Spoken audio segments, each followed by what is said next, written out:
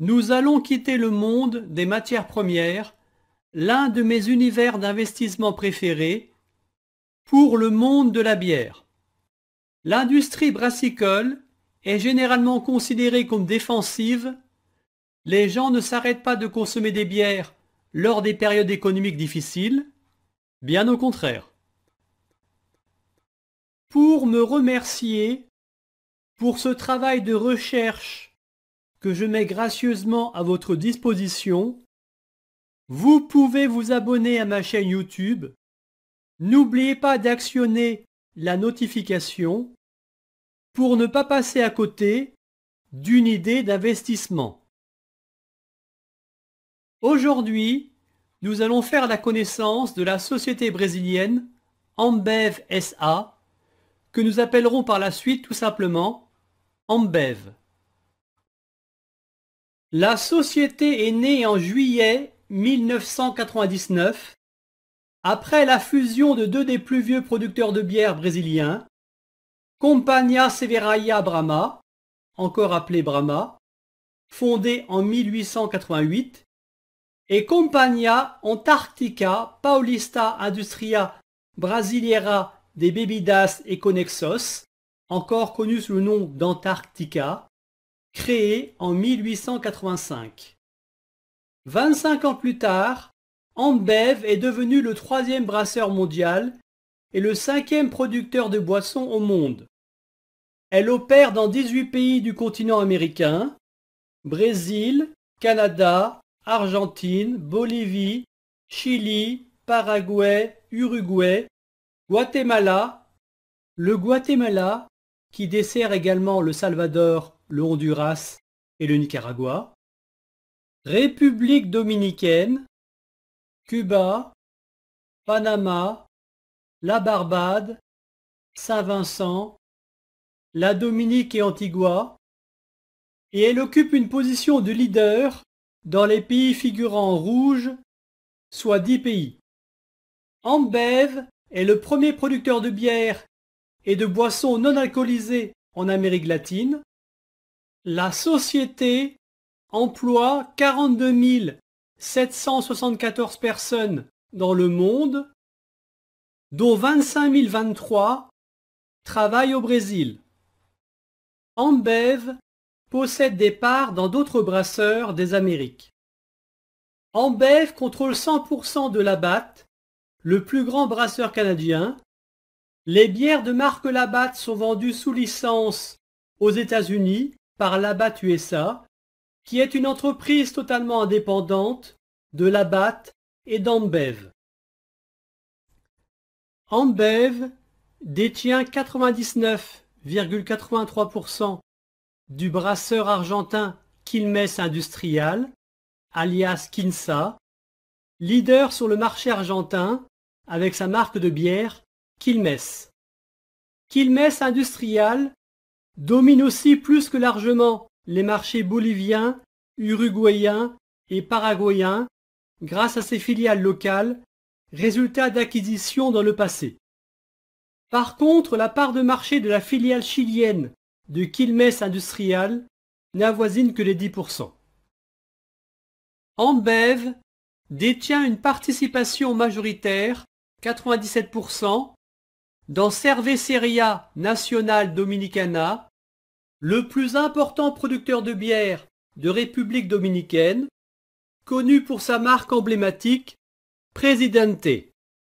À Cuba, Ambev, associé avec le gouvernement cubain, détient 50% de Bucano, une société cubaine spécialisée dans la production et la vente de bière. Nous allons maintenant nous intéresser à la structure de l'actionnariat de la société, notamment pour voir si des individus ou des institutions financières possèdent un nombre de titres significatif. Nous regarderons également l'évolution du nombre d'actions de la société dans le temps, pour savoir s'il a augmenté éventuellement suite à l'émission de titres supplémentaires, ou s'il a diminué suite à l'acquisition de titres sur le marché, suivi de leur annulation. Au 30 juin 2024, le capital de la société Ambev était partagé en 15 milliards 757 657 336 actions ordinaires. La bourse de Sao Paulo est la principale place de cotation d'Ambev, mais la société est aussi cotée à New York sous la forme d'un ADR dont le ticker est ABEV. Chaque ADR correspond à une action ordinaire. Le nombre d'ADR Ambev est de 1 milliard 412 507 408, ce qui représente 8,96% du capital de l'entreprise. Les principaux actionnaires d'Ambev sont le brasseur belge Anheuser-Busch InBev, le principal producteur mondial de bière, avec 61,74% du capital, et la fondation Antonio Elena Zerener, avec 10,22%. Un nouveau programme de rachat d'actions, portant sur 24 millions d'actions, a été décidé lors d'une réunion le 15 mai. L'opération doit être terminée avant le 16 novembre 2025. Un autre programme de rachat d'actions, concernant 13 millions d'actions, programme lancé auparavant, arrive à son terme le 18 novembre 2024. Les actions ramassées sur le marché pourront être utilisées pour éponger le programme de stock options mis en place pour les employés et les cadres de l'entreprise. Le nombre d'actions de la société Ambev est très stable dans le temps. Il n'est pas dans l'intérêt de ses actionnaires de référence de se faire diluer. D'ailleurs, la société n'a pas besoin de lever des capitaux supplémentaires, comme nous le verrons par la suite. Les produits de l'entreprise. L'activité principale d'Ambev est la production de bière. Ambev est le plus grand brasseur d'Amérique latine et des Caraïbes. L'entreprise est propriétaire de 2 marques de bière, se classant parmi les 10 plus consommées au monde, Skol au Brésil et Brahma au Brésil également. D'autres marques de bière réputées, comme Antarctica au Brésil, Quilmes en Argentine, Labatt au Canada, Colorado au Brésil, Original au Brésil, Pacena en Bolivie, Presidente en République dominicaine, sont également la propriété de notre brasseur brésilien. Toute une série d'accords de licence conclus avec sa maison mère, AB InBev, permettent à Ambev de distribuer des marques de bière dont elle n'est pas la propriétaire. Elle peut ainsi produire, embouteiller, distribuer et vendre la bière Budweiser au Brésil, au Canada et en Argentine. Elle peut aussi distribuer et vendre la bière Budweiser au Guatemala, en République dominicaine, au Paraguay, au Salvador, au Nicaragua, en Uruguay, au Chili, au Panama, au Costa Rica et à Porto Rico. Elle peut aussi produire, embouteiller, distribuer et vendre les bières de marque Stella Artois et Beck en Amérique latine et au Canada. Enfin, elle a aussi la possibilité d'importer du Mexique et de revendre les bières de marque Corona, Coronita, Pacifico et Negra Modelo en Amérique latine, y compris au Brésil ainsi qu'au Canada. D'autres marques de bières réputées, comme Spaten, propriété d'AB InBev, sont aussi distribuées par Ambev. Ambev opère aussi sur le secteur des boissons non alcoolisées, qu'elles soient pétillantes ou non, avec sa marque de boissons pétillantes Guarana Antarctica et sa marque de boissons énergisantes Fusion. Elle distribue aussi les produits de PepsiCo International au Brésil et dans d'autres pays d'Amérique latine, Bolivie et République dominicaine. Ambev possède 66% de l'embouteilleur de PepsiCo International en République dominicaine et 100% de l'embouteilleur de PepsiCo International en Bolivie. Ambev est l'un des principaux embouteilleurs indépendants de PepsiCo International dans le monde. Au Brésil, l'entreprise détient les droits exclusifs pour embouteiller et distribuer les boissons pétillantes non alcoolisées de PepsiCo International, Pepsi-Cola 7-Up, ainsi que les boissons non pétillantes et non alcoolisées de PepsiCo International, comme la boisson énergisante Gatorade, les eaux aromatisées H2OH, ou encore le thé prêt à boire Lipton Iced Tea. Dans cette partie consacrée aux finances de l'entreprise, nous allons présenter les points forts de la valeur et quelques-uns de ses points faibles. Restez bien jusqu'à la fin. Un de ces points faibles dont j'ai pris connaissance en consultant le rapport annuel 2023 d'AB InBev pour préparer cette capsule a motivé un allègement de ma ligne Ambev pour être plus confortable avec le risque pris. Le tableau et le diagramme à l'écran montrent l'évolution du chiffre d'affaires. Dans toutes les illustrations présentées, les nombres sont en milliards de réals. Je rappelle que le réal est la monnaie brésilienne. On notera une progression du chiffre d'affaires d'année en année, avec cependant une quasi-stagnation en 2023 comparativement à 2022. Ambev divise son théâtre d'opération en 4 parties.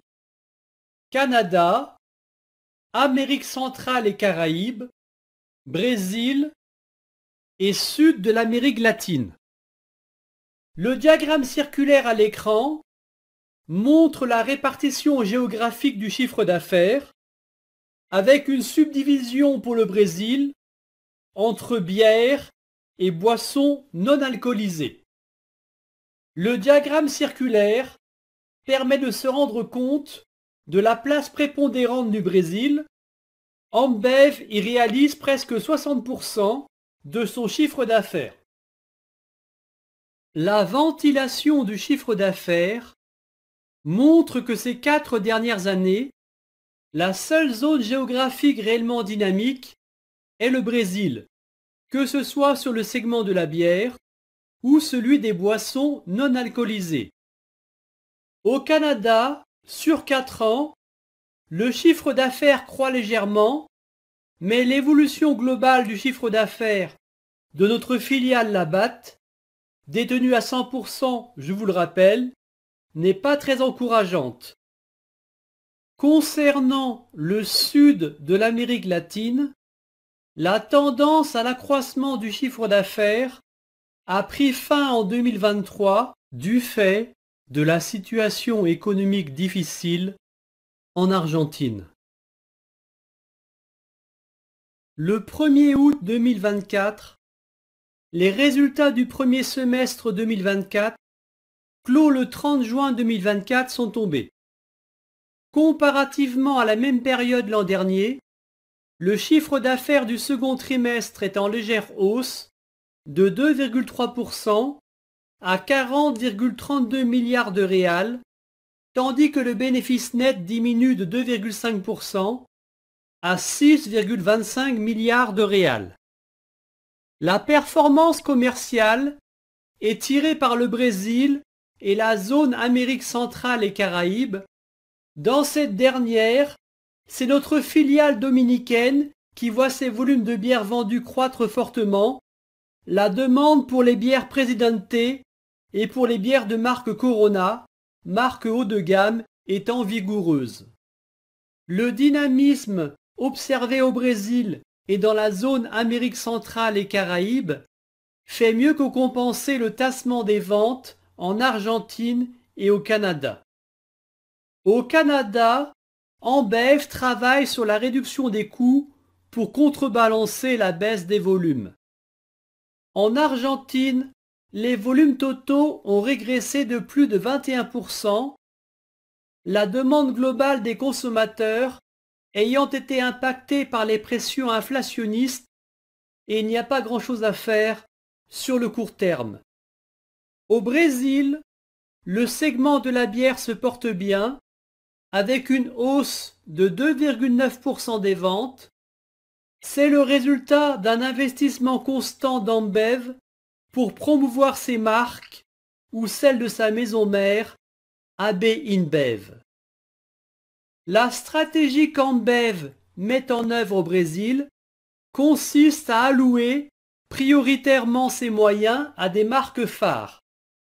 La marque Corona, dans le très haut de gamme, la marque Spaten, dans le haut de gamme, une des marques les plus vendues, la marque emblématique Budweiser, appréciée de tous, la marque Brahma, une valeur sûre, la plus vendue sur le marché brésilien. Cela fonctionne à merveille puisque depuis le début de l'année, les marques ciblées connaissent une croissance combinée supérieure à 10%. Le Brésil est devenu l'un des plus grands marchés pour les marques Corona et Spaten. Les marques populaires, c'est-à-dire mainstream, ont été résilientes avec une croissance à un chiffre tirée par les marques historiques Brahma et Antarctica. Au Brésil, les boissons non alcoolisées connaissent une croissance des ventes de 15%, tirée par les marques santé bien-être et les boissons énergisantes, notamment Gatorade et Red Bull. Le segment des boissons non alcoolisées comprend aussi les bières sans alcool, comme Corona Cero, les boissons sans sucre, comme Guarana Zero, les jus de fruits, eau minérale, thé, etc. Les marques santé bien-être et les boissons énergisantes représentent désormais près de 25% des ventes sur le segment des boissons non alcoolisées. Qu'en est-il de la dette d'Ambev? Parce que vous savez que pour une entreprise, les problèmes arrivent souvent par là. Alors au 30 juin 2024, la dette est de 3,456 milliards de réals. En face de cette dette, dans le poste trésorerie ou équivalent de trésorerie, nous avons 15,341 milliards de réals au 30 juin 2024. Donc si la société le désirait, elle pourrait prélever la somme nécessaire dans sa trésorerie pour rembourser intégralement sa dette. On peut donc dire que la société Ambev a une dette nette qui est nulle. Intéressons-nous à présent à la rémunération de l'actionnaire sous la forme d'un dividende et à la soutenabilité de ce versement. Le tableau à l'écran montre que le dividende est couvert à la fois par le résultat net par action et par le flux de trésorerie disponible par action.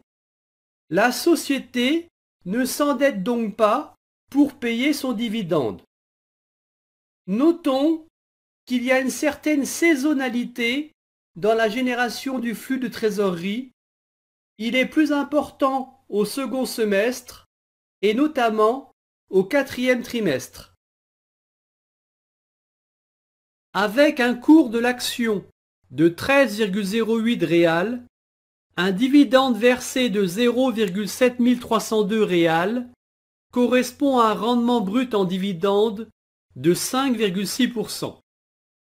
D'après l'équipe de direction d'Ambev, la dépense en capital devrait être plus faible en 2024, ce qui devrait libérer des ressources supplémentaires pour rémunérer les actionnaires sous la forme d'un dividende ou sous la forme d'IOC. Je rappelle que IOC, ça veut dire Interest on Capital, ou encore sous la forme de rachat d'actions. Les 16 analystes financiers suivant Ambev prévoient un chiffre d'affaires de 85 milliards de réals en 2024 et un bénéfice net par action de 0,93 réals. Ils ont un objectif de cours moyen de 15,48 réals, soit un gain potentiel de 19%. Au cours actuel de l'action, soit 13,08 réals, cela nous fait un PER de 14,06, ce qui est raisonnable. Qu'en est-il de la rentabilité des capitaux employés par Ambev? L'entreprise crée-t-elle de la valeur pour ses actionnaires? Autant de questions qu'il est légitime de se poser. Le tableau à l'écran montre l'évolution du ROIC d'Ambev et de certains de ses concurrents. Le ROIC ou Return on Invested Capital mesure l'efficacité de l'utilisation du capital. Le ROIC d'Ambev est supérieur à 15%, ce qui est excellent. Il surpasse aussi très largement le ROIC de ses concurrents. Le capital, quelle que soit son origine, est donc très bien employé par Ambev. Vu son importance, la rentabilité des capitaux employés est certainement très supérieure au coût moyen pondéré du capital, ce que l'on appelle la WACC, ce qui montre qu'Ambev crée de la valeur pour ses actionnaires. À ce stade, beaucoup d'éléments plaident déjà pour un investissement dans Ambev. Nous allons en voir un autre. Comme le montre le graphique à l'écran, le marché mondial de la bière devrait continuer de croître dans le futur.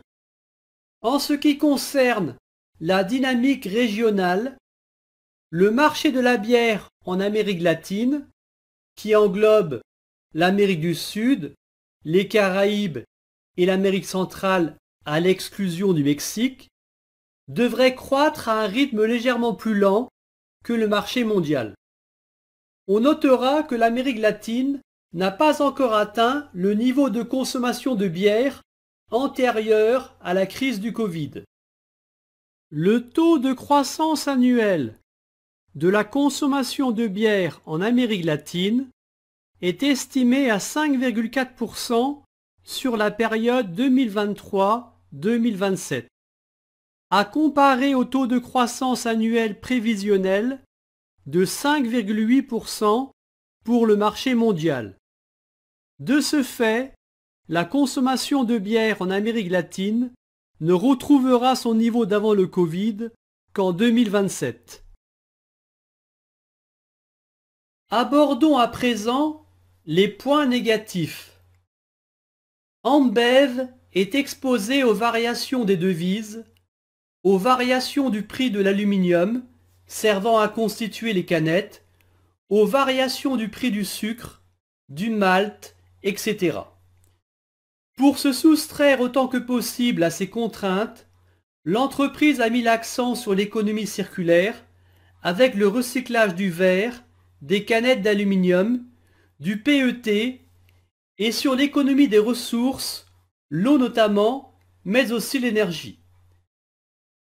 Mais le point le plus problématique est l'existence de litiges fiscaux au Brésil pour lesquels la société n'a pour l'heure fait aucune provision.